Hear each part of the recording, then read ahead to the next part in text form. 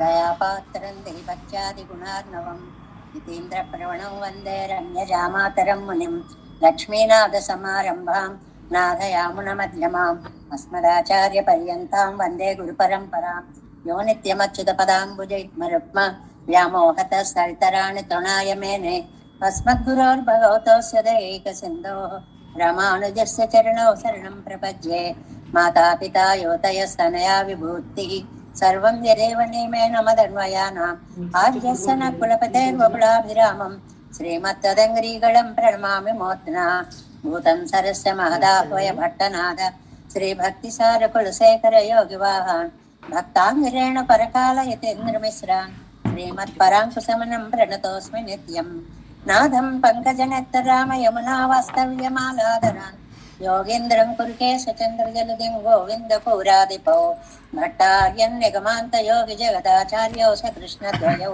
वन्दे माधव पद्मनाभसुमनः कोलेशदेवादिपान् नमो वेदान्तवेद्याय जगन्मङ्गलहेतवे यस्य वाकमृतासारपूरितं भुवनत्रयं वेदान्तवेद्यामृतवारिरासेः वेदान्तसारामृतपूरमग्र्यम् आदाय वर्षन्तमहं प्रपद्ये कारुण्यपूर्णं कल्वैरिदासं श्रीमत्कृष्णसमाह्वाय नमो यामुनसूनवे यत्कटाक्षणलक्ष्याणां सुलभश्रीधरः सदा श्रीकृष्णपादपादाब्जे नमामि शिरसा सदा यत्प्रसादप्रभावेन सर्वसिद्धिरमुन्मम लोकाचार्याय गुरवे कृष्णपादस्य सूनवे संसारभोगिसन्दष्टजीवजीवातवे नमः श्रुत्यर्थसारजनकं स्मृतिबालमित्रं पद्मोल्लसद्भगवदङ्घ्रिपुराणबन्धुं ज्ञानादिराजमभयप्रदराजपुत्रम् अस्मद्गुरुं परमकारुणिकं नमामि द्राविडाम्नाय हृदयं गुरुपर्वक्रमागतं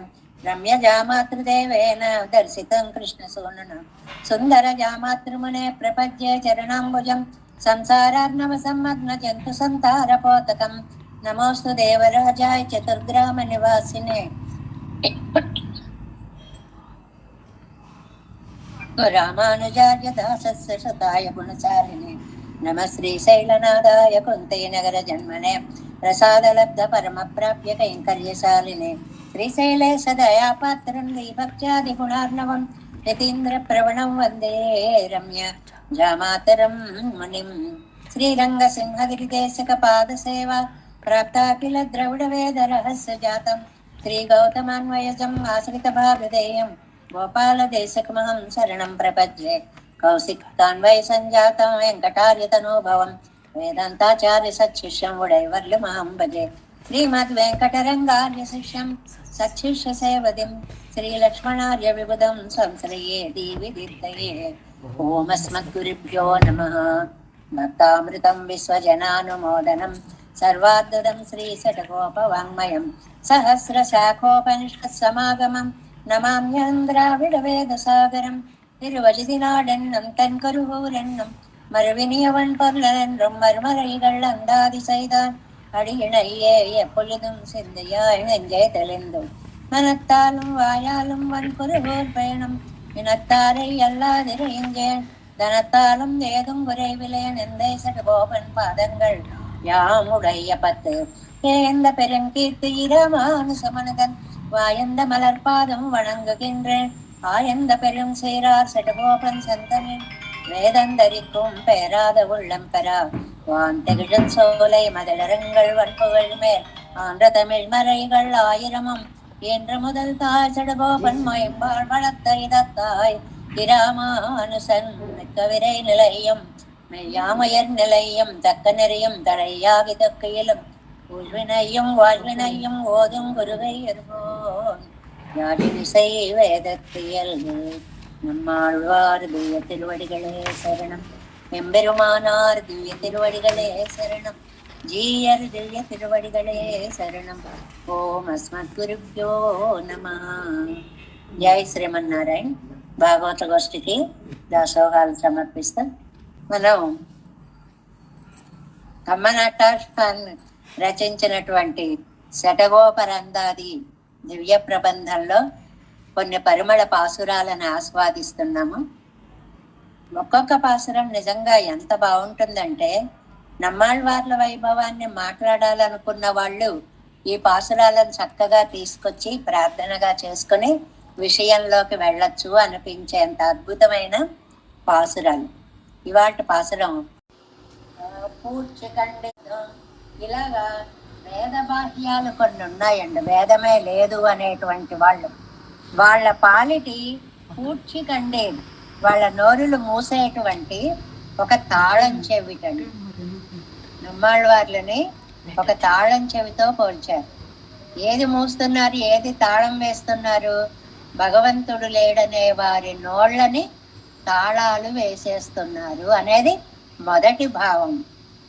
మత్తై మాయత్ అరిగర్క్ ఓక్కువల్ వాయిచ్చి వాక్షికండేర్ అంటే జైనులు అని ఇంకొకళ్ళు ఉన్నారండి. బౌద్ధుల తర్వాత జైనులు అని ఒక మతం. వారికి బలమైన ఖడ్గం లాంటి వారు అండి. అంటే ఆ లతలని తెంపేసేటువంటి కత్తి. అంటే ఆ వాదాన్ని మాయావాది భుజంగ భంగ గరుడ అన్నట్లుగా ఆ వాదాలన్నిటినీ నశింపచేస్తారు అని చెప్పడం అన్నమాట. మూడోది మన్ను ఎర్గట్టు ఆక్షికండేర్, నిజంగా లోకానికి అంతటికీ కూడా నాశనము లేని ధనము. లోకంలో ధనాలన్నీ నశిస్తాయి, కానీ ఈ నమ్మాళ్వారు అనేటువంటి ధనం శాశ్వత ధనము. మూడవది తొండర్కు ఆనందవారి కండేర్, ఇంకా భక్తులకైతే ఆనందాశ్రువులండి. నమ్మాళ్వార్లను తలుచుకున్నా, తిరువాయుమజిని తలుచుకున్నా, ఆ చదవడంలో ఉండే ప్రేమను తలుచుకున్నా, ఎంత ధాటిగా చదివేయాలనే ఒక ఆతృతగా, ఇందాక ధర్మారావు గారు వారు చదువుతున్నారు చూడండి, ఎంత ఉత్సాహంగానో చదవడం అనేది ఉందే. ఆనందాశ్రువులను ఇచ్చేటువంటి అవతారం నమ్మాళ్వార్ల యొక్క అవతారము అనేదన్నమాట. అరివై కాక్షి కండే, అసలు జ్ఞానం కలిగిన వారికి ఒక దృశ్యం అంటండి, ఆనంద దృశ్యం అలా నమ్మాళ్వార్ల రూపంగా కనిపిస్తూ ఉంటుంది అని పరవం మీరు సేవించుకోండి అంటారు. అంటే ఒక తాళంగా, ఒక కత్తిగా, ఒక ధనంగా, ఒక ఆనందాశ్రువులుగా, ఒక దృశ్యంగా 5 రకాలుగా నమ్మాళ్వార్లని చెప్పారండి. మనం సామాన్య స్థాయి నుంచి కొంచెం అలంకారికంగా తెలుసుకుంటే దీన్ని ఉల్లేఖాలంకారము అంటారు. ఒకే వ్యక్తి నలుగురికి ఎలాగ కనిపించారు అనేటువంటి దాన్ని ఉల్లేఖం అంటారు. అలాగే ఇక్కడ ఏమో ఈయన బౌద్ధాదులకేమో తాళం అయ్యారు, జైనాదులకేమో కత్తి అయ్యారు, తర్వాత లోకంలో ఉన్న వాళ్ళకేమో శాశ్వతమైన ధనం అయ్యారు, భక్తులకేమో ఆనందాశ్రువులయ్యారు. అందువల్ల మిగిలిన జ్ఞానం కలిగిన వారికి ఒక దృశ్యం అయ్యారు. ఇలాంటి నమ్మాళ్వార్లు అనుగ్రహించినటువంటి అద్భుత దివ్య ప్రబంధాన్ని మనం 4వ పదిలో 3వ తిరువాయుమొழிలో మొదటి పాసురంలో మధ్యలో ఉన్నాము. ఏ పాసురం కాపాసురమే.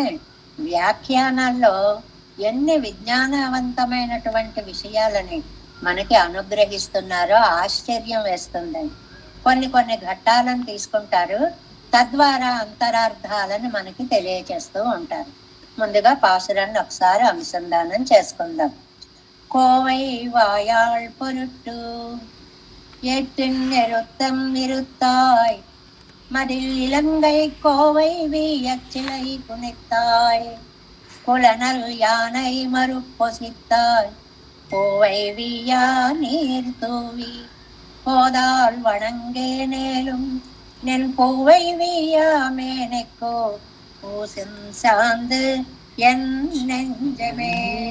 పూసం శాందు ఎన్ నెంజం, నీకు పూసేటువంటి చందనము నా మనస్సు.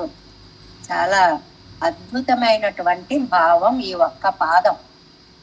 నా మనస్సునే నీకు చందనంగా అలరిస్తున్నాను, అలంకరిస్తున్నాను అని చెప్పడం. చందనం అనగానే అది పరిమళ భరితంగా ఉంటుంది.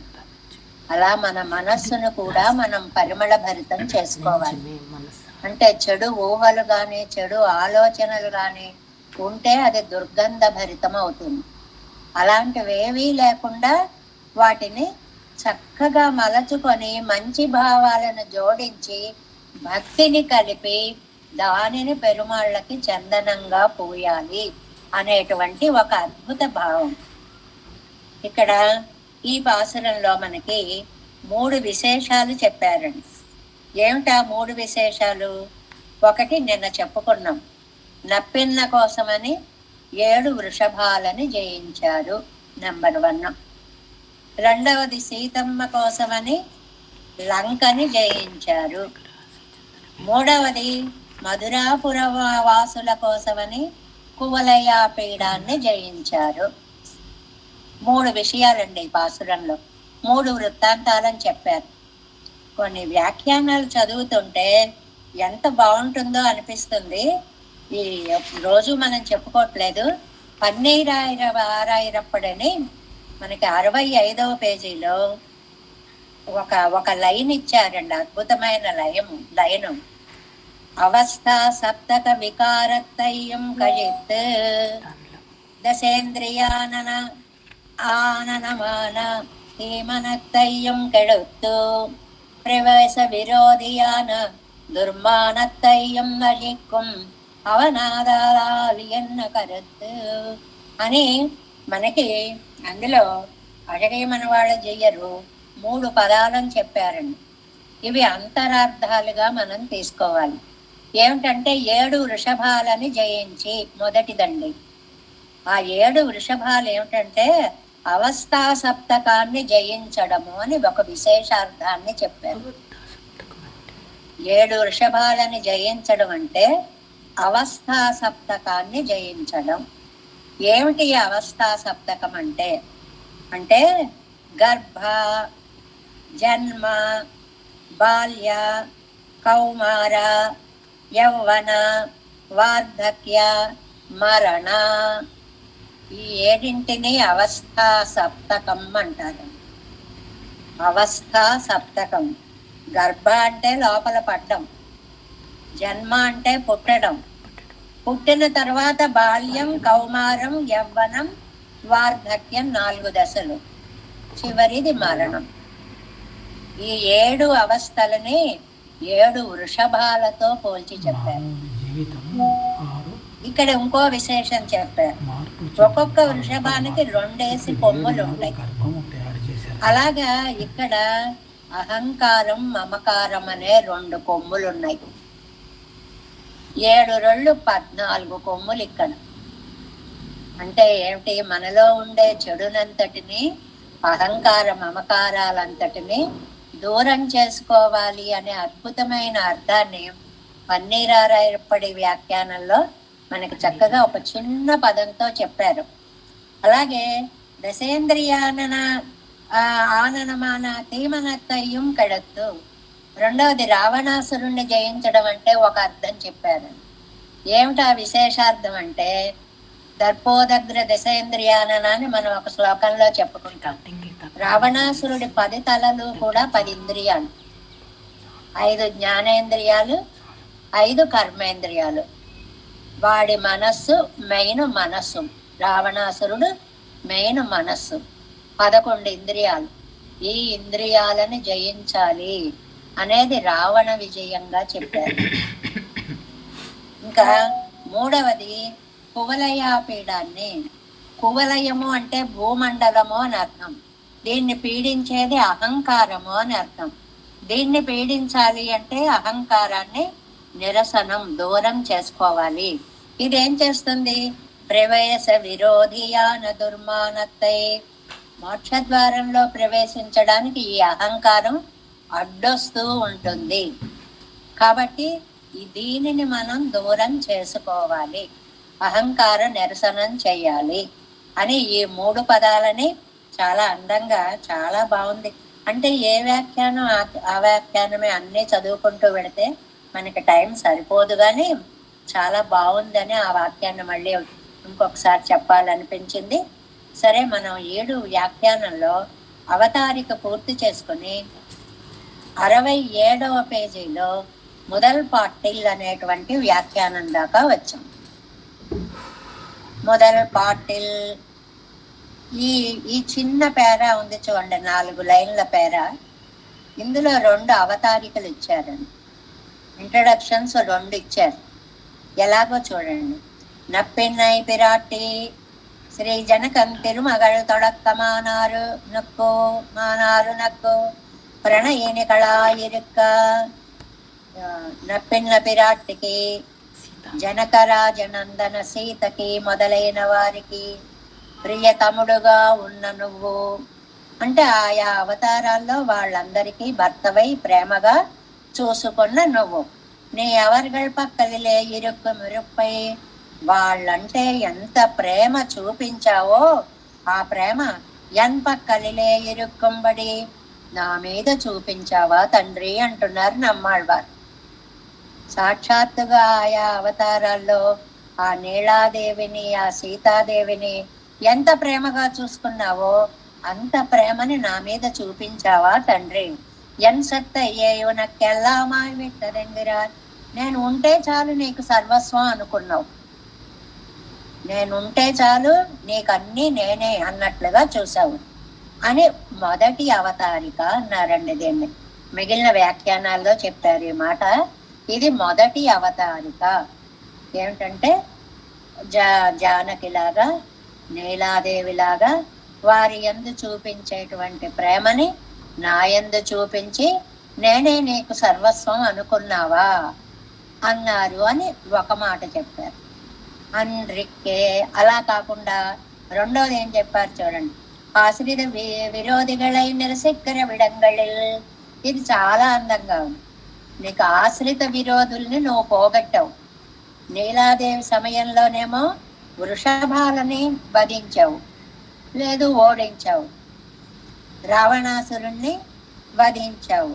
అలాంటి సమయాల్లో అవ్వవ సమయం గళిల్వందు అప్పుడు గనక నేనుంటేనా నీ పక్కన ముఖం కాటి అడిమై సెయ్యప్పెత్తిలేన్నాన్. అయ్యయ్యో ఉండు ఉండు అని నీకేం సేవ చేసేవాడిను. అలా సేవ కూడా చెయ్యలేకపోయాను. ఇంగనే ఇరుక్కవం ఎన్ హృదయత్తై ఉనక్కు భోగ్యమాగ కొళ్ళువదే. నేను ఆ అవతారాల్లో లేకపోయినా ఇక్కడే ఉన్నప్పటికీ కూడా నన్ను నువ్వు నీ హృదయానికి భోగ్య వస్తువుగా స్వీకరించావే. ఎంగిరారాధల్ ఏమి ధన్యుణ్ణయ్యా నేను అని ఆళ్వార్లు ఆనందిస్తున్నారు అనేటువంటిది అనమాట. ఇప్పుడు పాసుర వ్యాఖ్యానంలోకి ప్రవేశించాం. ఇంతవరకు కూడా మనకి అవతారికలు పూర్తయ్యాయి అన్నమాట. కోవై వాయాళ్ పొరుట్టు దొండ పండు లాంటి అధరం కలిగిన నప్పిన్న కోసం ఇక్కడ ఆవిడ అందాన్ని తీసుకొచ్చారండి. ఎందుకు, ఏమిటి సందర్భం? தன்னை பேணாதே அவனுக்கு வெறுத்துகளின் மேலே విజవేండుంబడియాయిరుక్కుం అవయవ శోభై ఎంగైకాగ చొల్లుగిరదు. ఆ నీలాదేవిని ఒక్కసారి చూసేటప్పటికీ పక్కన 7 వృషభాలని జయించాల్సి వచ్చినా తన్నై పేణాదే తనని తాను చూసుకోలేదు, ఏమైపోతానో అని భయపడలేదు. ఆవిడ్ని ఎలాగైనా పొందాలి అని ఆ కోరికతోటి ఈ 7 వృషభాల మీద విజృంభించిన స్వామి తన ప్రాణాన్ని కూడా తాను చూసుకోకుండా ఆ ప్రియురాలి కోసం 7 వృషభాల మీద తన పరాక్రమాన్ని చూపించినటువంటి శ్రీకృష్ణ పరమాత్మ. వృషభంగళై మున్నెట్టు వాళ్ళ మేనమా ఏం చేశాడండి, కుంభుడు 7 వృషభాలని అలా నిలబెట్టాడు. ఇవత్తై అడత్తారుక్కు ఇవళై కొడుక్క కడవోమెన్ను. ఎవరైతే ఈ 7 వృషభాలని జయించారో వాళ్ళకి మా అమ్మాయినిచ్చి పెళ్లి చేస్తాను అనగానే ఒక అనౌన్స్మెంట్. పైగా మేనమా కూతురు కదా, మాట్లాడి పెళ్లి చేసేసుకుందాం అనుకోవడానికి లేకుండా పోయింది. వాటిని జయించాలి, పెళ్లి చేసుకోవాలి. ఇవళை అలంకరిత్తు మున్నే కొండు వందు నిరుత్తిన అరుగల్. ఇది ఊరికే సరదాగా సరదా అంటుంటామే మనం, అలా సరదా మాట. 7 వృషభాలని అలంకరించి అక్కడ పెట్టి ఈవిడ్ని అలంకరించి ఆ పక్కన పెట్టారు. అది సరదా. ఎవరైతే వీటిని జయిస్తారో వాళ్ళు ఈవిడని జయించవచ్చు అని అందులో అంతరార్థం అన్నమాట. అలా ఆవిడ్ని కూడా పక్కన నిలబెట్టారు అని అంటే నిజంగా ఎద్దుల పక్కన నిలబెట్టారు అని కాదండి, ఆ పోటీ అలా అందంగా పెట్టారు అని అర్థం అన్నమాట. అవి అలంకరింపబడ్డాయి, అంతకంటే ఈవిడందం చూసేటప్పటికి మనం ఏమైపోయినా పర్వాలేదు అనేటువంటి సాహసం చేసేలాగా ఆ వాటిని అలంకరించారు అని చెప్పడమే పరమార్థం. అంతకంటే ఇంకోటిగా தன்னை பேணாதே அவத்தின் மேலே விழுந்தான் நம்பி மூத்த பிரான் முற்பட வந்து கிட்டின இடத்து இவன் தலையிலே வெத்தி கிடந்தால் செய்வதன் என்ன வெறுப்பாலே అవాంగుకయాగిరుందాళ్. ఇది అయ్యమో, ఎవరొచ్చి వీటిని ఓడించేస్తారో, నేను ఎవరిని కట్టుకోవాలో ఏమిటో అని గడగడలాడిపోతోంది తల్లి నీలాదేవి. ఎవరి దగ్గరైనా పరాక్రమం ఉండొచ్చు కదండి, ఎవరైనా ఓడించవచ్చు కదా, ఎవరి దాకానో ఎందుకు? నంబిమూర్త పిరాన్. నంబిమూర్త పిరాన్ అంటే బలరాముడు అండి.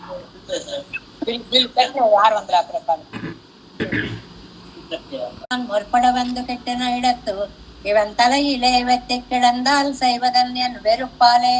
అమ్మో, ఏ బలరాముడో వచ్చి ఈ ఏడిటిని జయించేస్తే నా గతి ఏమైపోతుంది అని ఆవిడ అవాంగుగా ఇరుందాళ్, ముఖాన్ని తిప్పుకొని కూర్చుందిటండి. బలరాముడు వచ్చాట అక్కడికి, ఈవిడ్ని చూసాట, ఈవిడ ఇలా ముఖం తిప్పు కూర్చుందిట. ఓహో, ఈవిడ చాలా ఎవరినో ప్రేమిస్తోంది అనుకుని ఆయన వెళ్ళిపోయి ఉంటాడు అంటారు. వెళ్ళిపోతే కృష్ణను వందు తోత్తిన వారే తను ఇలా పక్కకి తప్పుకుని తమ్ముడిని చూపించాట. తమ్ముడు కనపడేటప్పటికి ప్రీతి ప్రకర్షత్తాలే స్మితం పండినాళ్. వచ్చావా అన్నట్లుగా ఒక్క నవ్వు నవ్విందిటండి. అంటే కృష్ణుణ్ణి ప్రేమించింది, ఆయనే ఈ విజయం సాధించాలని ఆశపడింది. அப்போ தயதரத்தில் பருப்பிருந்தபடி அந்த స్మితத்திலே తోత్తు తన్నై అవಳು కాకినాన్. చూసి చూడగానే ఒక నవ్వు నవ్వేటప్పటికి, ఆ పెదవులు విచ్చుకునేటప్పటికి, ఆ అరుణకాంతులు ఒక్కసారి ఆయనకి కనువిందు చేసేటప్పటికి, నీకోసమే వచ్చా, వీటిని నేను జయిస్తా అన్నట్లుగా చూశాడే. అలాంటి ఆయన అంద స్మితத்திலே తోత్తు తన్నై అవಳು కాకినాన్. ఆ నవ్వు చూసేటప్పటికి తెలిసిపోయింది తన కోసం ఆవిడ ఎంత ఆరాట పడుతోంది అని. వెంటనే ఆయన ఆ వృషభాలని ఓడించాడు. ఏత్తి నెరుత్త మెరుత్తాయి, ఏత్తిన్ కకుత్తై మురుత్తాయి. కకుత్తై అండి, కకుత్తు అంటే మోపురం అండి, కక్కుత్తు అంటే మోపురం.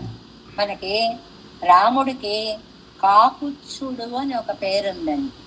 కాకుత్సుడు కకుత్స వంశంలో పుట్టినవాడు కాబట్టి కాకుత్సుడు అని పేరు వచ్చింది. ఎవరా కకుత్సుడు? ఆ వంశంలో పుట్టాడు సరే. ఆయన ఎవరు అంటే పురంజయుడు అనేటువంటి ఒక రాజండి. చాలా దేవతలకి కూడా యుద్ధంలో పూర్వపు రాజులు దేవతాకోటికి కూడా సహాయం చేసేవారండి. ఎంత దాకా ఎందుకు, దశరథుడు దశసు దిక్షు అప్రతిహత రథ, ఏ వైపైనా వెళ్ళగలిగిన రథం కలిగిన వాడు కాబట్టి ఆయనకి దశరథుడు అనేటువంటి పేరు వచ్చిందనమాట. అలా దేవతలకు కూడా సాయం చేసేవారు కాబట్టి, ఇదిగో ఇలాగా మా రాక్షసుల వల్ల మాకు భయం కలుగుతోంది, నువ్వు కాస్త రక్షించాలి అని పురంజయుడు అనే ఒక రాజుని అడిగారు. అందరూ అడిగితే ముందు ఈ రాజు దగ్గరికి వచ్చేలోపు వెళ్ళి బ్రహ్మని విష్ణుని అడిగారు, మాకు ఇలా బాధలు కలుగుతున్నాయి దుర్మార్గుల వలన, ఏం చెయ్యాలి అని. అంటే అప్పుడు ఆయన సలహా ఇచ్చాటండి. ఆ బ్రహ్మ విష్ణువు సలహా ఇచ్చారట, ఏమీ లేదు, పురంజయుడు అని ఒక రాజు ఉన్నాడు, ఆయన ఇంద్రుణ్ణి వాహనంగా చేసుకుని, ఎక్కడా లేని విషయం, మేం దేవతలం కదా నహం కదండి వాళ్ళకి, నువ్వు ఆ రాజుకు వాహనుడు అవ్వాలి ఇంద్ర.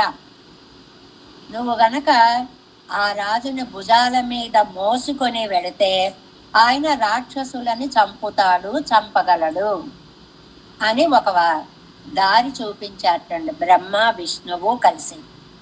వెంటనే వచ్చి చెప్పారట, ఇంద్ర నీకు రాక్షసుల వల్ల బెడద పోవాలి అంటే నువ్వు పురంజయుణ్ణి భుజాల మీద ఎక్కించుకొని యుద్ధం చేయాలి అని. నాకేం పర్వాలేదు, నాకు రాక్షస సంహారం జరిగితే చాలు అని ఆ పురంజయుణ్ణి ఆ ఇంద్రుడు ఒక వృషభంగా మారిపోయాటండి, ఎద్దులాగా. ఆ వృషభం మోపురం మీద పురంజయుడనే రాజు ఎక్కి కూర్చున్నట్ట. అప్పుడు వెళ్ళి ఆ శత్రువులను ఓడించట. కకుత్సం, మోపురం అంటే కకుత్సం, కకుత్సం మీద కూర్చున్నాడు కాబట్టి ఆ రాజుకి కకుత్సుడు అని పేరు వచ్చింది. ఇంద్రుడి మోపురం మీద కూర్చున్నాడు కాబట్టి ఆయనకి కకుత్సుడు అని పేరు వచ్చింది. ఆ కకుత్సుని యొక్క వంశంలో పుట్టాడు కాబట్టి శ్రీరామచంద్రుడికి కాకుత్సుడు అనేటువంటి పేరు వచ్చింది. ఇది ఇంతవరకు మనం తెలుసుకుంటే చాలు అన్నమాట. కకుత్సం అంటే మోపురం అని అర్థం. ఏత్తిన్ కకుత్తై మురెత్తాయ్. ఏం చేశాడు ఈయన? 7 వృషభాల యొక్క మోపురాలు విరిచి పాడేశాటండి. అవి ఎరుత్తం అవత్తిన్ పెడర్. ఆ మోపురాలే వాటి గర్వానికి కారణం. ఎంత బలమైనటువంటివో. అవత్తుకు అభిమాన హేతువు హేతు కకుత్తిరే. వాటికి చాలా గర్వాన్ని కలిగించేవి మోపురాలే కదా. అత్తై మురిత్తప్పడి వాటిని విరిచేశాడు. అంటే ఒక జంతువుగా చూసుకుంటే మోపురాలు విరిచాడు, సాంసారికంగా చూసుకుంటే అహంకారం అనేటువంటి దాన్ని తొలగించాడు అనేటువంటి అర్థం మనం తీసుకోవాలి అంటున్నారు. వీరరా ఇరుప్పారు ఎదిరికయ్యిలాద ఆయుధత్తై ఎరుంగయ్యోడై సండ్రు వాంగుమా పోలే. ఇప్పుడు మామూలుగా ఒక యుద్ధానికి వెళ్ళినప్పుడు అందరూను కవచాలు అవి ఇవి రక్షణగా అన్నీ పెట్టుకుని పెడతారు కదండి, శిరస్త్రాణాలు తలకి అది ఇదని. అలా కాకుండా ఉన్నవాడు ఉన్నట్లుగా ఒక్కసారి దూకేశాడండి కృష్ణుడు. తన ప్రాణాలు తన్నై ప్రాణాదే, తనని గురించి కూడా తాను ఏమాత్రం చూసుకోకుండా నిరాయుధుడు ఎదురు మీద ఆయుధాలు కలవాడి మీద పడివాడిని ఓడించి విజయం సాధించినట్లుగా కకుత్ అనేటువంటిదే గర్వంగా ఆయుధంగా కలిగిన 7 వృషభాలని నిరాయుధుడై వెళ్ళి చంపినటువంటి శ్రీకృష్ణుడు. అవైతాన్ తలయ్యాన ఆయుధతోడే. తలయ్యాన ఆయుధం శ్రేష్ఠ ఆయుధం. వాడి దగ్గర ఉన్న ఆయుధం ఏమిటి? వాటి దగ్గర మోపురం అనేటువంటి ఆయుధం, గర్వం అనేటువంటి ఆయుధం. ఆ ఆయుధాన్ని పోగొట్టి విజయాన్ని పొందాడు కదా. ఇది నెంబర్ 1. ఒకటి నీలాదేవి కోసమని 7 వృషభాలని జయించిన వాడు కదా. Number 1 point. నెక్స్ట్ పేజ్ 68వ పేజీ. మాయా మృగత్తిన్ పిన్నే 2 ఫస్ట్ లైన్. మాయా మృగత్తిన్ పిన్నే పెరుమాళ్ ఎజందరుళిగిరపోదు. మాయామృగం మారీచుడు. ఆ కథంతా తెలిసినదే. ఆవిడ తెమ్మంది. రామచంద్రుడు వెళ్ళిపోతున్నాడు. ఇళయ పెరుమాళ్ తెళిందు నిండ్రు. అన్నయ్య అన్నయ్య ఆగు అన్నాడు లక్ష్మణుడు వచ్చి. ఇది మాయా మృగంకిడి రాక్షసమాయన్నా పోలే నానుమ్ వళవిలే నిండ్రు. ఆ వృత్తాంతాన్నంతటినీ కూడా మనకి చాలా చెప్తారు. ఇది ఎలాంటి మాయా మృగమో చాలా రామాయణంలో అందమైనటువంటి శ్లోకాలలో చెప్తారండి. శంకమానస్తుతం దృష్ట్వా లక్ష్మణో రామమబ్రవీత్ తమేవైన మహం మన్యే మారీచం రాక్షసం మృగం. ఏమండి, తెలియక వెళ్ళలేదండి దాని వెనకాల. లక్ష్మణుడు ముందే ఊహించేశాడు. అన్నయ్య అన్నయ్య, ఈ అడవిలో మారీచుడనే మృగం ఒక రాక్షసుడున్నాడు. వాడి వేషం వేసుకు వచ్చాడు. చరంతో మృగరిం హృష్టాహ పాపేను ఉపాధినాననే అనేన నిహతారా మా రాజానః కామరూపిణ. వీడిలా వేషాలు వేసుకుంటూ ఎంతో మంది రాక్షసుల్ని చంపుతూ మంచి వాళ్ళని చంపుతూ ఉంటాడు. అస్య మాయా వినా మాయా మృగరూపమిదం కృతం. ఇప్పుడు కూడా మాయతోటే ఇలాగా ఒక మృగంలాగా మాయలేడిలాగా వచ్చాడు. భానుమత్పురుష వ్యాఘ్ర గంధర్వ పురసన్నిభం మృగో హ్యేవం విధోరత్న విచిత్రో నాస్తి రాఘవ. ఎంత మెరిసిపోతుందో ఆ సందర్భంలో వర్ణిస్తారండి. దాని ఒళ్ళంతా వజ్రాలు వైడూర్యాలు బంగారము అలా పొదిగినట్లుగా తడతడలాడిపోతోంది అని అక్కడ వర్ణించిన దాన్ని విచిత్రో నాస్తి రాఘవ, రత్న విచిత్రాలుగా ఉంది రాఘవ, నువ్వు మోసపోకు. జగత్యాం జగతీనాథ మాయైషాహి న సంశయ. ఏమి లక్ష్మణుడండి, ఎంత దూరదృష్టి అండి. అన్నయ్య, ఇది మాయా మృగం, వీడు మారీచుడు, లోకంలో ఇలాంటి మృగం ఉండదు, నువ్వు వెళ్ళవద్దు. నా సంశయ, వీడు రాక్షసుడండంలో ఏమీ అనుమానము లేదు. అంతలా చెప్పాడండి లక్ష్మణుడు. ఇళయ పెరుమాళ్ తెళింద నిன்று ఇది మాయామృగం కిడే రాక్షస మాయ ఎన్నా పోలే. ఆ లక్ష్మణుడు చెప్పినట్లుగా నానం అవ్వళవిలే నిன்று ఆళ్వారి నాయకు అంటోందనమాట. నేను కూడా ఆ 7 వృషభాల మీద పడినప్పుడు ఇవై అసురావేశముండు ఎన్నవిరే అడుప్పదు, వద్దు కృష్ణ వద్దు, వెళ్ళొద్దు, ఇవి రాక్షసుల్లా ఉన్నాయి అని చెప్పలేకపోయానే, ఆపలేకపోయానే. ఆవేళ లక్ష్మణుడు అలా చెప్పాడే, నేను అలా చెప్పలేకపోయానే అనుకుంటున్నారట ఆళ్వార్లు. చెప్తే రాముడు విన్నాడా? వినలేదు. అక్కడ అయితే మరీ మంచిది అన్నాడు. అలాంటి రాక్షసుల్ని చంపాలి అన్నాడు. ఆ దృష్టితో వెళ్ళాడు రాముడు. ఈ మాయ వెనక ఇంత కథకి దారి తీసింది, నేను తెలుసుకోలేకపోయాను. అయ్యో, నువ్వు అలా వెళ్ళొద్దయ్యా, చెయ్యొద్దయ్యా, ఆ వృషభాల మీద పడద్దయ్యా అని ఆయా సమయంలో చెప్పడానికి పక్కన లేకపోయానే అని ఆళ్వార్ల యొక్క దుఃఖం అన్నమాట. అది చెయ్యపెత్తిలేనంగిరార్, దాన్ని చేయలేకపోయాను, అది నెంబర్ 1. రెండవది మదిడిలంగై,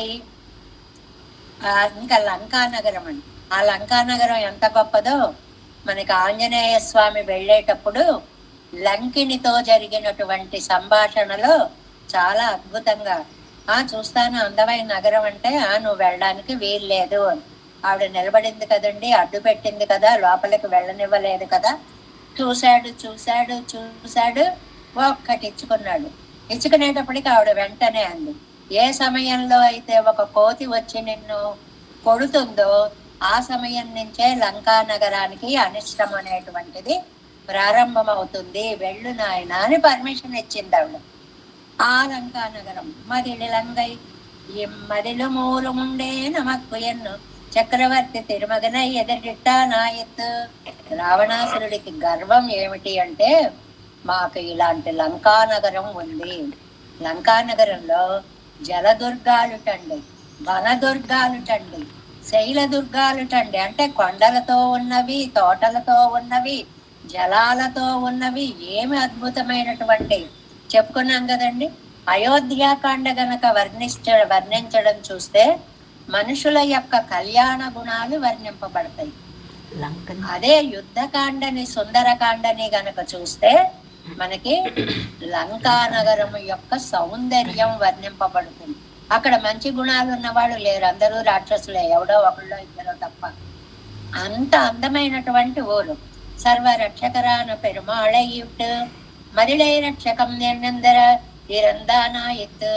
ఆ రావణాసురుడు లోకాలకన్నిటికీ రక్షకుడు శ్రీరామచంద్రుడై ఉండగా ఆయన్ని వదిలేసి నన్ను ఈ ప్రాకారాలు రక్షిస్తాయి, ఈ దుర్గాలు రక్షిస్తాయి, ఈ కోటలు రక్షిస్తాయి, ఈ బురుజులు రక్షిస్తాయి అని మన్బాడు తానే వరువరొక్కం ప్రవేశక్క వరిదు.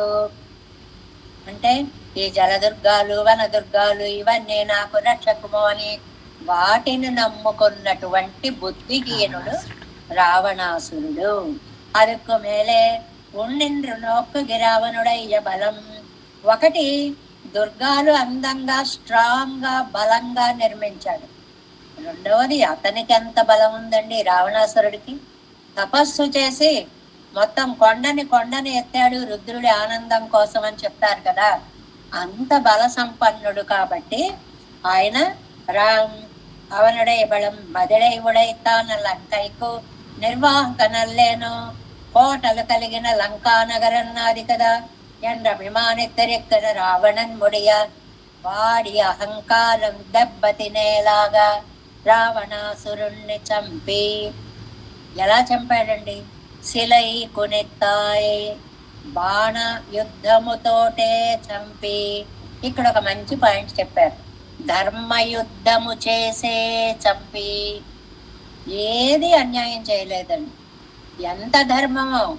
రావణాసురుడి చేతికి చిక్కితే కూడా నీకు గచ్చ అనుజానామి ప్రణార్దితస్త్వం, వెళ్ళినైనా ఓడిపోయావు, రేపు మళ్ళీ కొత్త బాణాలు కొత్త విల్లు పట్టుకొని రా అని చేతికి చిక్కినటువంటి చంపదగిన ఎట్టి శత్రువు తన చేత చిక్కెనేని కీడు తలపరాదు అని మనకి నీతి పద్యాలు చెప్పినట్లుగా ఒక ఛాన్స్ ఇచ్చి వెనక్కి పంపేశాడండి. అంత ధర్మయుద్ధం, అంత ధర్మయుద్ధం. రాక్షసర్ మాయా ప్రయోగమల్ల దర్యాదా పోలే. రాక్షసులకేమో మాయా యుద్ధం తప్ప ధర్మయుద్ధం తెలియదు. మరి సెవ్వై పూసలల్ల దర్యారివర్, ఈయనకేమో ధర్మయుద్ధం తప్ప మాయా యుద్ధం తెలియదు. రాముడేమో పూర్తిగా ధర్మయుద్ధం, రాక్షసులేమో పూర్తిగా మాయా యుద్ధం. అలా అంటాం. పుట్ట విభీషణుడు పక్కనకొచ్చి, నేర్ ధర్మ యుద్ధத்திலே குசலராயிருக்குமா போலே ராட்சசர் மாயா பிரயோக குசலர் கிளேர் என்னோ శ్రీ విభీషణాజ్వానై పోలే అరివిక్క పెత్తిలే. స్వామి, మీరు ఎంత ధర్మయుద్ధం అంటే ఇష్టపడతారో, మా రాక్షసులు అంత అధర్మ యుద్ధమే చేస్తారు. కాబట్టి ఎందుకు వారి మీద మీరు ఇలాంటి బాణాలు వేయద్దు అని వారి యొక్క సహజ స్వభావాన్ని చెప్పినటువంటి విభీషణుల్లాగా పక్కన ఉండి ఏ సలహా చెప్పలేకపోయాను. ఇప్పటికి 2 చోట్ల లేను అని చెప్పారు.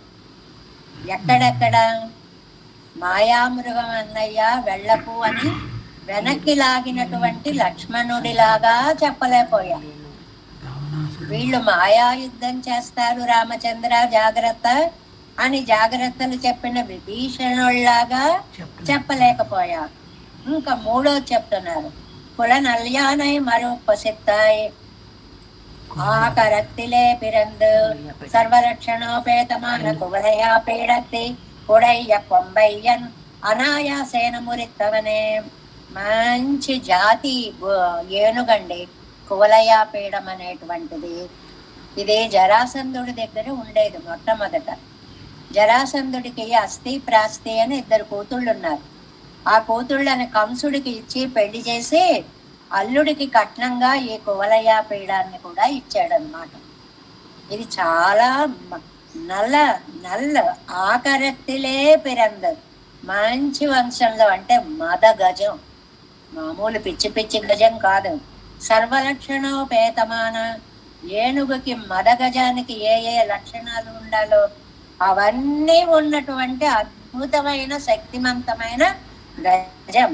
కోలయా పీడత్తునుడయ్య కొంబై దాని దంతాలని అనాయాసేన మురిత్తవనే. తేలిగ్గా లాగేశాడు, ఎంత అవలీలగా చంపేశాడో దాన్ని. అవి తీసుకెళ్ళి నీలాదేవి మంచానికి చక్కగా అందంగా అలంకరించాడు.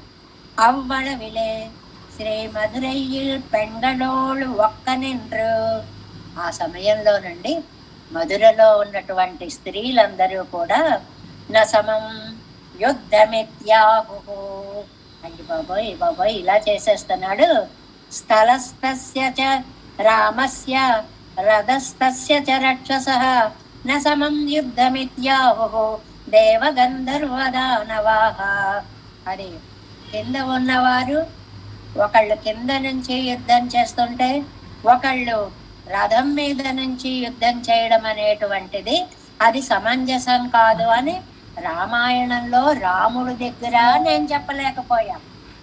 ఇక్కడ కువలయా పీడం విషయంలో కూడా నేను అయ్యో దాంతో నువ్వు పోటీ పడద్దు అనేటువంటి విషయాన్ని చెప్పలేకపోయాను.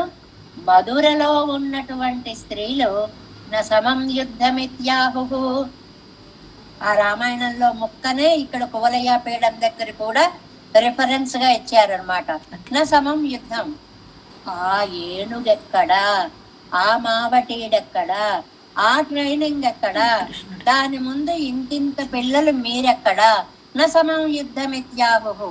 ఇంత చంటి వాళ్లతో అంత పెద్దది యుద్ధం చేయడం న్యాయం కాదు అని చెప్పే మధురా నగరిలో స్త్రీనైనా కాకపోతే. అంటే ఇవాళ వ్యాఖ్యానం అంతట్లో 3 పాయింట్స్ చెప్పారు.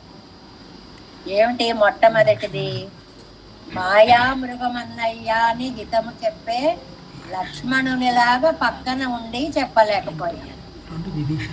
రెండవదేమో, రాక్షసులు మాయా యుద్ధం చేస్తారు, నువ్వు ధర్మయుద్ధం చేస్తావు, జాగ్రత్త అని చెప్పే విభీషణుల్లాగా చెప్పలేకపోయా. మూడవదేమో, ఏనుగెక్కడా, పసిబాలురు మీరెక్కడా, కాబట్టి ఈ యుద్ధం న్యాయమైంది కాదు అని మధురాపుర స్త్రీలు మల్లైహి కల్పేంద్ర సమైహి అన్నట్లుగా మంచి మల్లులు, చార్ణూరుడు, ముష్టికుడు, ఇంతింత బలం వాళ్లతో ఈ చంటి వాళ్ళు యుద్ధం చేయడం ఏమి అసని కల్పులు అంటారండి. వాళ్ళు పిడుగుపాటుల్లా ఒక గుద్దు గుద్దారంటే అలాంటి వాళ్లతోటి యుద్ధం చేయొద్దు. ఇక్కడ కువలయాపేయడం, ఆ ఏనుగుని చంపడం అది అంత తేలిక కాదు, వద్దు అని చెప్పలేకపోయా. నీకు అవసరం వచ్చిన 3 చోట్ల నేను నీ పక్క నుండి చెప్పలేకపోయా. లక్ష్మణుల్లాగా చెప్పలేకపోయా, విభీషణుల్లాగా చెప్పలేకపోయా, మధురాపుర స్త్రీలలాగా చెప్పలేకపోయా. 3 ఇన్సిడెంట్స్ చెప్పేశారు. మొదట 3 ఏం చెప్పారు? నీలాదేవి కోసం వృక్షభాలని జయించడం, సీతాదేవి కోసం రావణాసురుణ్ణి జయించడం, తర్వాత కువలయాపీడాన్ని జయించడం. మధురాపుర స్త్రీలు బాధపడినట్టుగా ఈ 3 సమయాల్లో అటు లక్ష్మణునిలా గాని, ఇటు విభీషణుల్లా గాని, ఇటు మధురాపుర స్త్రీలలా కానీ నేను నీకు ఒక్క చిన్న సలహా కూడా ఇవ్వలేని అసమర్థుడుగా మిగిలిపోయాను. అయ్యో, మాట కూడా చెప్పలేకపోయాను అని బాధపడ్డాం అన్నమాట. దానికి ఇంత వ్యాఖ్యానం అండి నంబెళ్ళయ్య గారు. తర్వాత పాయింట్, పూవై వీయానీర్ తూవి పూవై తిరువడిగళలే పడిమారి, పూలు చేర్చి పాదాల మీద, పాదాలే పూలుల్లా ఉన్నాయి స్వామివి, పుష్పాల్లాంటి పాదాలు, ఎంత అందమైన పాదాలు, ఎంత సుకుమార పాదాలు, సెవ్వి కాంతి, ఎర్రటి కాంతి చేరినటువంటి మృదువైన సుకుమారమైన ఆ పాదాలు చూసేటప్పటికీ ప్రేమతోటి భయముతోటి కూడా సప్రేమ భీతి కమలాకర పల్లవాభ్యాం సంవాహనేపి సపతిక్లమమాదదానౌ కాంతౌ అవాంగ్మనస కోచరసౌ కుమార్యౌ శ్రీ వెంకటేశ చరణౌ శరణం ప్రపద్యే. ఏమి రాశారండి అన్నన్నం? అవి ఎలా ఉంటాయి? లక్ష్మీదేవి ప్రేమగా కాళ్ళు రాద్దామని వెడుతుంటాడు. ఆ పాదాలు పువ్వుల్లా ఉండేటప్పటికీ ఒకసారి తన చేతులు చూసుకోండి. అమ్మో, నా మొరటి చేతులతోటి ఇంత పువ్వుల్లాంటి పాదాలను ముట్టుకుంటే వాడిపోతాయేమో అని సప్రేమ భీతి కమలాకర పల్లవాభ్యాం, రాయడానికి కూడా భయపడేటువంటి సుకుమారమైనటువంటి పాదాలు. నేరైతూ ఎన్నుదల్, అలాంటి పాదాల మీద జలం పోసి కడిగి, తిరువారాధన క్రమం అన్నమాట అంతా కూడా. అర్ఘ్యం సమర్పయామి, పాద్యం సమర్పయామి అన్నీ ఇస్తాం కదండి ఒక్కొక్కటే. అలాగ పాదాలని స్పృశించి కడిగి అని ఒక అర్థం.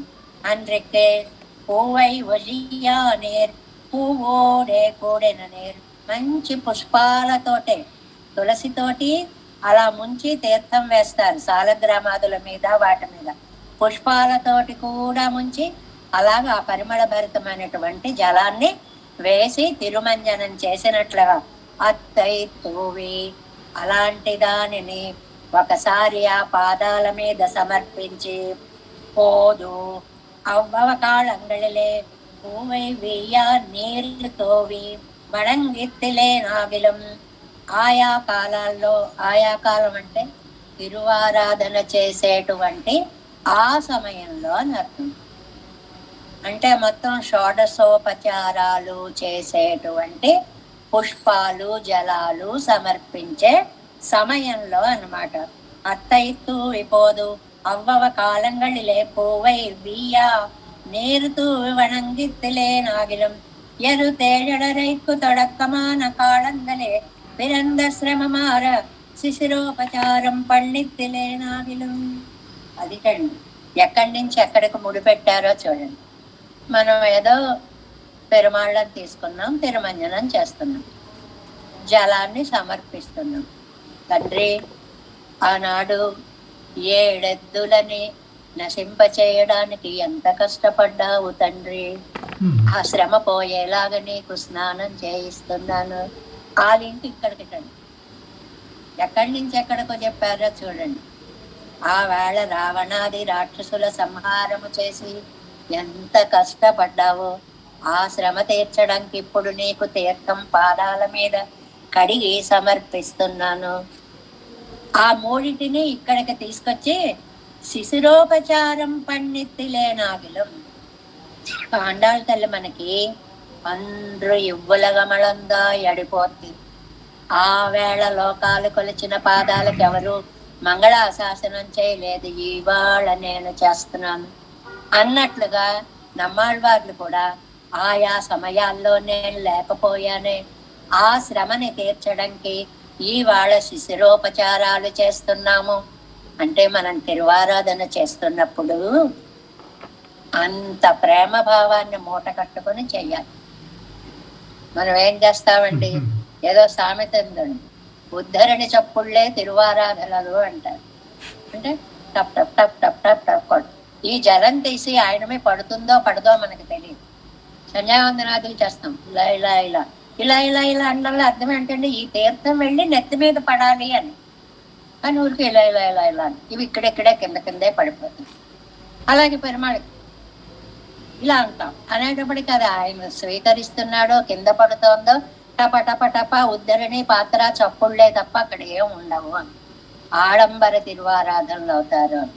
తిరువారాధన చేసేటప్పుడు మన సంటి బిడ్డకి మనం పాలు తాగించేటప్పుడు, అన్నము పెట్టేటప్పుడు ఎంత జాగ్రత్తగా తినిపిస్తూ మధ్య మధ్య పానీయం సమర్పయామి, వాడికి చెంచాతో ఇన్ని నీళ్లు పోస్తూ మధ్యలో దాహం, అలా పెరుమాళ్ళకు కూడా మధ్య మధ్యలో పానీయాన్ని అంత అన్వయించుకుంటూ చేయాలండి తిరువారాధన. అంతేగాని టప టప టప కాదు అని చెప్తున్నారన్నమాట. శిశిరోపచారం పళ్ళెత్తిలే నాగిలం. అయ్యో అప్పుడు ఉండి నీకు శిశిరోపచారాలు చేయలేకపోయానే, నేను పూవైవియామే నీకు. ఇంకా నీ శరీరం ఎలాంటిదయ్యా, పూవాలన్నది సెల్లాది తిరుమైనకు సౌకుమార్యం. అసలు దేహమే అతసి పుష్ప సంకాసం ఆరనూపురశోభితం. అతసి పుష్పం రెల్లి పువ్వని ఉంటుందండి, ఎంత సుకుమారంగా ఉంటుందో. ఆ పువ్వు లాంటి దేహం, అంత సుకుమారుడు. అందుకే పూవై పూవోడత్తమేన ఎన్నదల్. అంటే పువ్వులతోటే పువ్వులు, మిగిలినవేం వేసినా గట్టిగా ఒత్తుకుంటాయేమో. అంటే సౌకుమార్యానికి మారు పేరు అని అర్థం అనమాట. వి ఎన్రు పువ్వుకు పేరు. వి అంటే పువ్వుకి పేరు అని అర్థం. పుష్పహాస సుకుమారమానమే నెక్కు. ఆయన దేహం అంతా పుష్పం లాంటిది, ఆయన నవ్వు కూడా పుష్పం లాంటిది అంటారు. చాలా అందమైన పేరు ఒకటి ఉంది కదండి సహస్రనామంలో పెరుమాళ్ళకి. పుష్పహాస ప్రజాగర నామం వస్తుంది కదా. పుష్పహాసం అని ఎందుకు పేరు వచ్చింది స్వామికి? పువ్వు విడుచుకునేటప్పుడు మనం దగ్గరుండి గమనించలేం, కానీ ఇవాళ టీవీల్లో మనకి ఆ భాగ్యాలు చూపిస్తూ ఉంటారు. చిన్న మొగ్గలా ఉండి అలా అలా అలా అలా అలా అలా అలా రేకులన్నీ విచ్చుకున్నటువంటి పువ్వు దశ చూడగలుగుతున్నాం కదా మనం వీడియోల్లో. వాటిల్లో యథార్థంగా పువ్వు దగ్గర మనం నిజంగా చూడలేం ఆ దృశ్యాన్ని, అంత అందంగా చూపిస్తారు. అలాగా స్వామి నవ్వితేట ఇలా పద్మంలా ఉన్నటువంటి ముఖము అలా అలా అలా అలా అలా పువ్వు విచ్చుకున్నట్లుగా విచ్చుకుంటుంది. అంత ముగ్ధ మనోహరంగా నవ్వుతాడు స్వామి. అందుకోసమని పుష్పహాస అనేటువంటి పేరు ఆయనకు వచ్చింది. ఆ పుష్పహాసానికి సమానమైనటువంటి దేహము యొక్క సౌకుమార్యం కలిగిన వాడు. అలాంటి దేహానికి మేనక్కు పూసం శాందు, నీ శరీరానికి పూసేటువంటి చందనము. చందనము అనేటప్పటికల్లా ఒక్కసారి నంబెళ్ళయ్య గారికి కుబ్జ గుర్తొచ్చేసిందండి. భాగవతంలో ఉన్నటువంటి కుబ్జ గుర్తొచ్చేసింది. ఆ కుబ్జ అక్కడ వీళ్ళు మధురానగరం ప్రవేశిస్తారు. ప్రవేశించినప్పుడు ఎదురుగా మంచి సుగంధాన్ని అంతటినీ కూడా పట్టుకొని కుబ్జ అంటే కొంచెం గూనిగా భాగం ఉండేటువంటి ఆవిడ ఆ సుగంధ ద్రవ్యాలన్నీ కూడా పట్టుకొని కంసుడి దగ్గరికి వెళుతూ ఉంటుంది. వెళుతూ ఉంటే వీళ్ళు చూస్తారు. ఇలా అన్నీ పట్టుకొని చక్కగా వెళుతూ ఉంటే, ఎవరి దానవు లేపమ్మలు ఎవ్వరి కొరకు ఏ గదవు ఎవరికి తీసుకెడుతున్నావమ్మా, ఈ సెంట్స్ అన్నీ ఎవరికి ఇస్తావమ్మా అంటే, మా గనక ఇవి ఇచ్చావనుకో నువ్వు అందంగా ఉంటావు అంటాడు కృష్ణుడు. తెలుగు భాగవతంలో అంటారు ఈ మాట. సంస్కృతంలో ఒక అందం, తెలుగులో ఒక అందం ఉందండి. ఈ తెలుగులో అందం ఏమిటి అంటే, అమ్మ నువ్వు మా గనక ఇవి ఇస్తే అందంగా ఉంటావంట. ఆవిడ నవ్వుతుంది. చక్కని వాడవదు సరసంపుల నంపకు, ఎందుకయ్యా అందంగా ఉంటావంటావు అంటే, నేను గూనిగా ఉన్నాననే కదా నన్ను ఎక్కిరిస్తున్నావు అందిటండి కుబ్జ. అంటే కాదమ్మా నిజంగా చెప్తున్నాను అంటే, ఈ తెలుగు దాంట్లో లేదండి, సంస్కృత భాగవతంలో ఒక అందమైనటువంటి శ్లోకం ఉంది.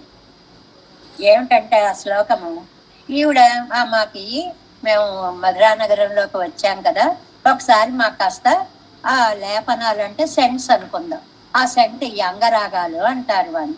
అంటే ఇదిగో అని ఒకటి తీసి ఇచ్చింటండి ఆవిడ.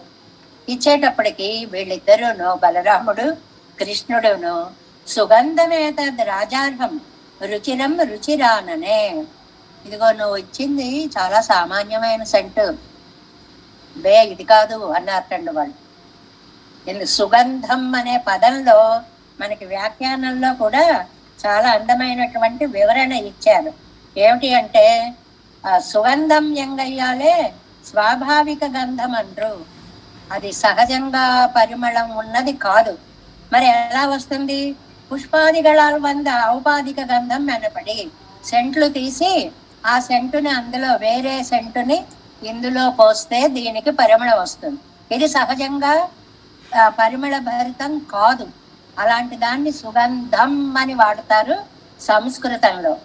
మరి స్వాభావిక గంధమాగిల్ సుగంధీయన్ నెరుక్క వేణం, అది సహజంగా ఉండేదైతే సుగంధి అంటారు.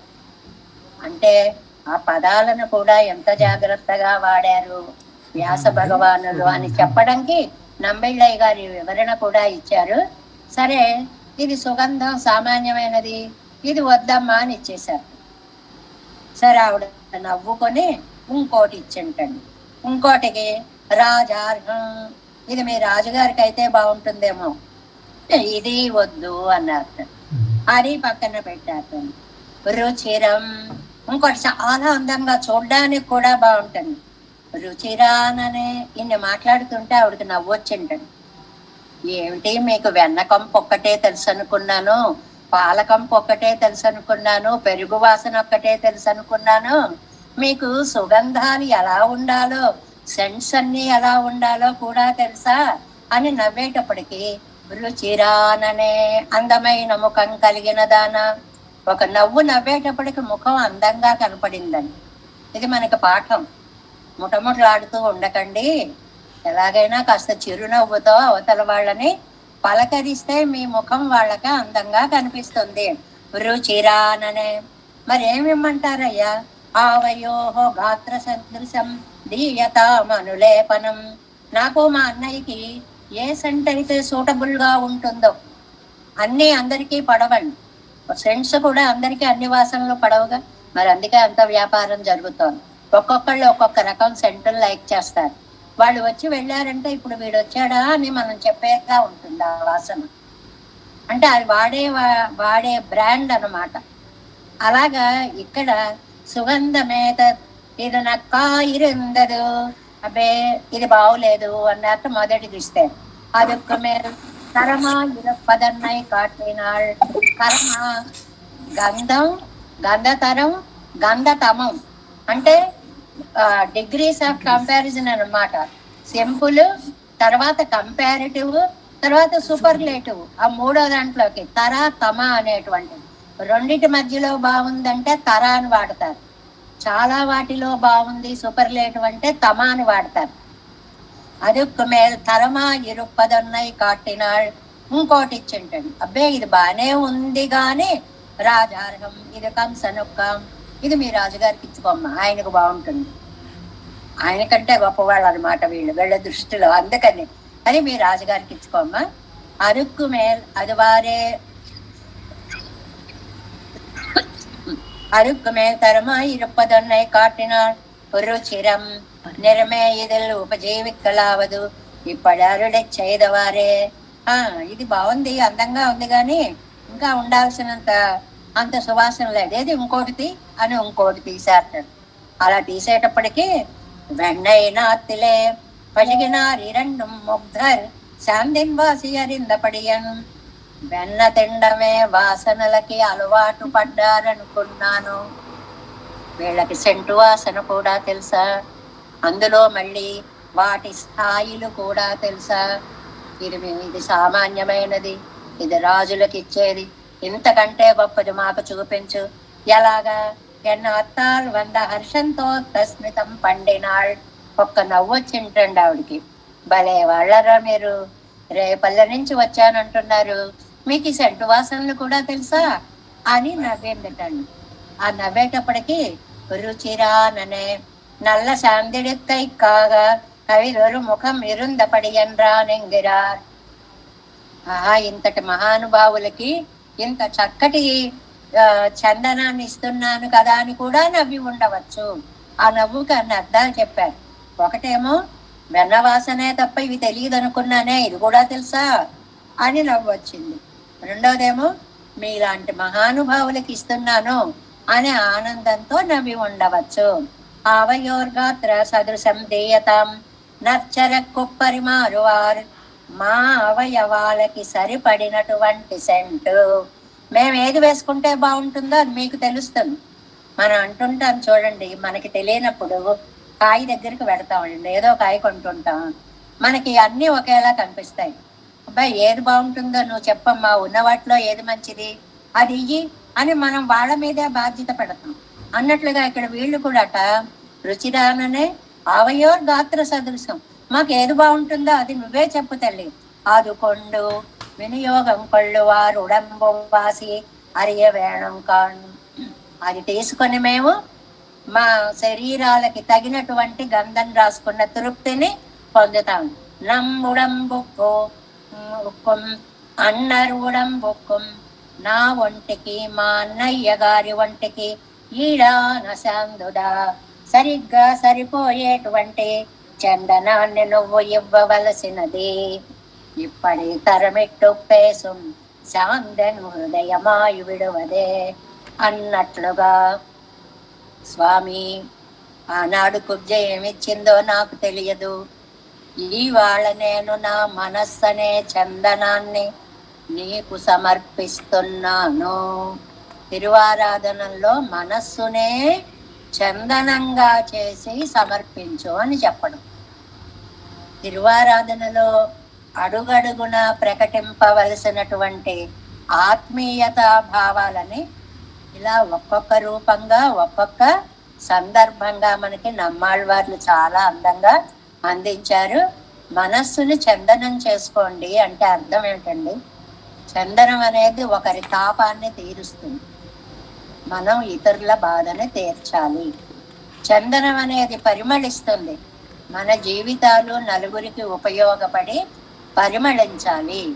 చందనం అనేది భగవదంకితం చేయండి, మీ జీవితాన్ని భగవంతుడి పాదాల మీద సమర్పించండి అనేటువంటి అందమైనటువంటి అర్థాన్ని ఈ మొదటి పాసురంలో మనకి చాలా అద్భుతంగా 3 భాగాలుగా చేశారండి. దీన్ని 3 భాగాలుగా చేసి ఒక దాంట్లో మొట్టమొదటి దాంట్లో పూర్వాపర సమన్వయము, ఎంబార్ ఏమన్నారు, తిరుమల నంబి ఏమన్నారు, భట్టర్ ఏమన్నారు అని మొదటి పాదంగా చెప్పారు. రెండోది ఏ ఏ సందర్భాలలో నేను దగ్గర లేకపోయాను అనేటువంటిది 7 వృషభాలు, రావణాసురుడు, కువలయాపీడము అనే దాంట్లో చెప్పారు. మూడవది ఆత్మసమర్పణ భావంగా చందన వృత్తాంతాన్ని, కుబ్జ వృత్తాంతాన్ని తీసుకొని వచ్చి మీ మనస్సు అనే చందనాన్ని పెరుమాళ్ళకి సమర్పించండి అని అద్భుతమైనటువంటి దాన్ని చెప్తూ ఈ మూడిటిలో కూడా అహంకారాన్ని వదిలిపెట్టండి. 7 వృషభాలు అంటే ఇందాక చెప్పుకున్నాం, జన్మ సప్తకము 7 ఉన్నాయి. అహంకార మమకారాలనే కొమ్ములున్నాయి, వాటన్నిటినీ దూరం చేసుకోవాలి. రావణాసురి విజయం అంటే 10 తలలు 10 ఇంద్రియాలు, రావణుడు మనస్సు, అతన్ని జయించాలి, ఇంద్రియాలని జయించాలి. మూడవది కువలయాపీడము, అహంకార నిరసనము. ఇలా 3 చేసుకోమని 3 కథల ద్వారా, 3 సంగతుల ద్వారా అటు నంబిళ్ళయ్య గారి అద్భుత వ్యాఖ్యానం జరిగినటువంటి పాసురము ఈ పాసురము.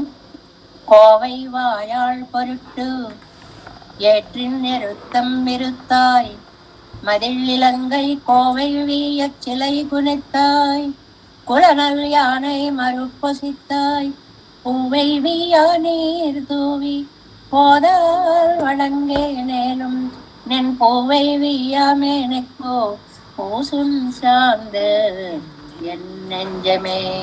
தேவேசம் கோலநாதம் నహితమనసం పద్మనాభం రమేశం లోకార్యం కృష్ణయుగ్మేన చ నిగమశిరో యోగి భట్టారకౌ చ గోవిందం పూరనాదేన చ సహకురు కేశేందు సింధుం యతీంద్రం మాలాదుర్ద్యామునార్యో మమ హృది నిదదే రామ పద్మాక్షనాదాన్ తిరు అరుణ్మాల్ సేనై முதலி செடகோபன் நாதமனு சேரிய கொண்டார் மணக்கால் நம்பி சென்றாமாளான் குருமாலாதரர் குருகை பிராக்கம்பாம் எதிராசர் கோவிந்தர் கூரேசர் பட்டர் வேதாந்தமணி இருகண்ணர் கம்புடைய நம்பிள்ளை இவள் ஈழளித்தர் கேயந்த மாதவர் பற்பனாவர் இவர் அருளாளர் திருவடி ஒன்றிய தேவ பெருமாள் கை கொண்டருளம் திருமலை ஆழ்வார் பதங்கள் முன்வென்னுள் சேரந்தனவே. நமோஸ்து தேவராஜாய சதுர்கிராம நிவாசனே రామానుజార్య దాసస్య సుతాయ గుణశాలినే నమ శ్రీశైలనాథాయ కుంతీనగర జన్మనే ప్రసాదలబ్ధ పరమ ప్రాప్య కైంకర్యశాలినే శ్రీశైలే సదయా పాత్రం దేహత్యాది గుణార్ణవం యతీంద్ర ప్రవణం వందే రమ్యజామాతరం మనం వాడి తెరువాయ మలెప్పిళ్ళయ మాలగవాళ్వాళం మనువాళ మామును వన్వాழியவன் வாரம் திருவாய் மழிப்பருளை மால்நத்தோர் தேரும்படி புரைக்கும் சேர். శ్రీరంగ సింహగిరిదేశిక పాదసేవా ప్రాప్తాఖిల ద్రవిడ వేద రహస్య జాతం శ్రీ గౌతమన్వయజం ఆశ్రిత భాగధేయం గోపాలదేశికమహం శరణం ప్రపద్యే కౌశికాన్వయ సంజాతం వెంకటార్యతనూభవం వేదాంతాచార్య సత్శిష్యం ఉడయవల్లుమహం భజే శ్రీమద్వెంకటరంగార్య శిష్యం సత్శిష్య సేవదిం శ్రీలక్ష్మణార్య విబుధం సంశ్రయే దేవిదీప్తయే. ఓం అస్మద్గురుభ్యో నమః. జై శ్రీమన్నారాయణ.